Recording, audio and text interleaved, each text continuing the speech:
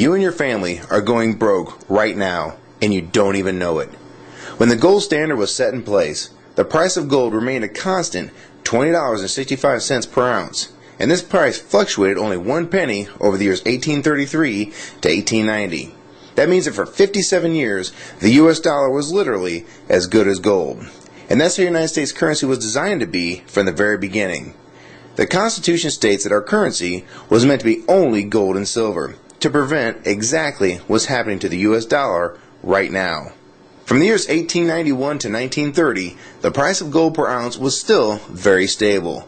The low was $20.58 per ounce, and the high was $21.32.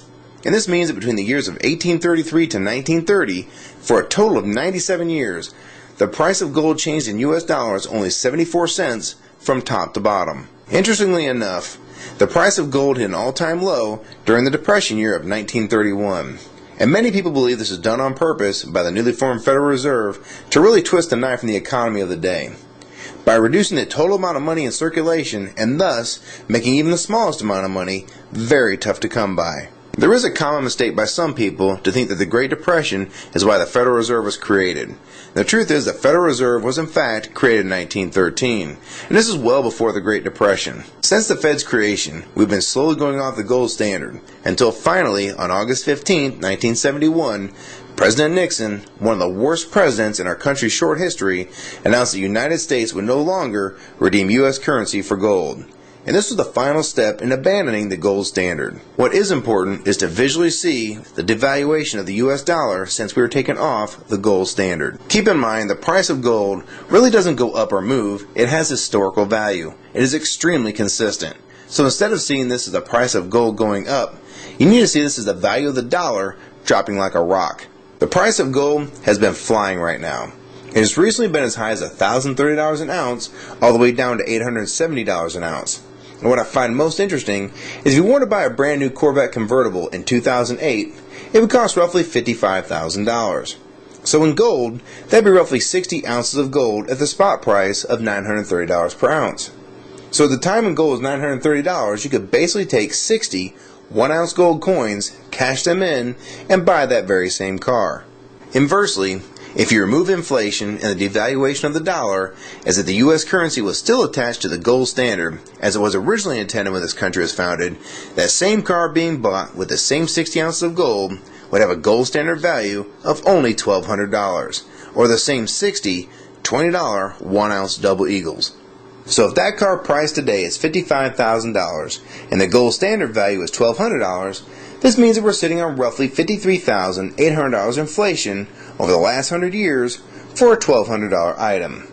This brings the original dollar value to roughly 2 cents of today's money. I'm sure this is pretty tough to imagine, and some people can't handle this concept and will try and blow it off as incorrect. The fact is, this is what's really going on with our currency. Don't believe me? Try this one. Back in 1964 and earlier, a quarter would buy you roughly a gallon of gas. This is because the quarters made in 1964 and earlier were made of 90% silver and 10% copper.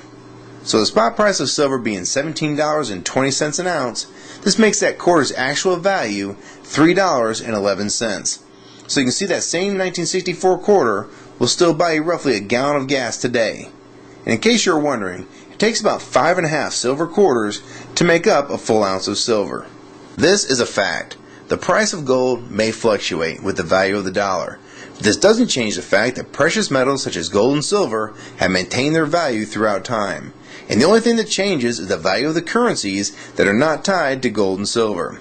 This is what the Founding Fathers warned us about and tried to prevent from happening with the Constitution.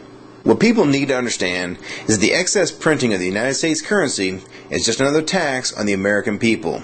It takes the value of the dollars that they have and makes them worth less in the long run. Meanwhile, you're still making roughly the same amount of money, yet the prices for everything from gas to milk are going up constantly, when in fact, nothing is really going up in price. It's the dollar's actual value that's been dropping and not prices going up. I can't emphasize this enough. If you like this video and find it helpful, please rate it and share your comments on the subject, favorite it, and most importantly, please share this video with everyone you know. I can't tell you how important this is. We need to let people know that they're losing all they worked so hard for and they don't even know it. And only with your support and help can videos like this be seen by people that really need to see what's going on with their money and the economy of the United States. So please help support this channel and others like it.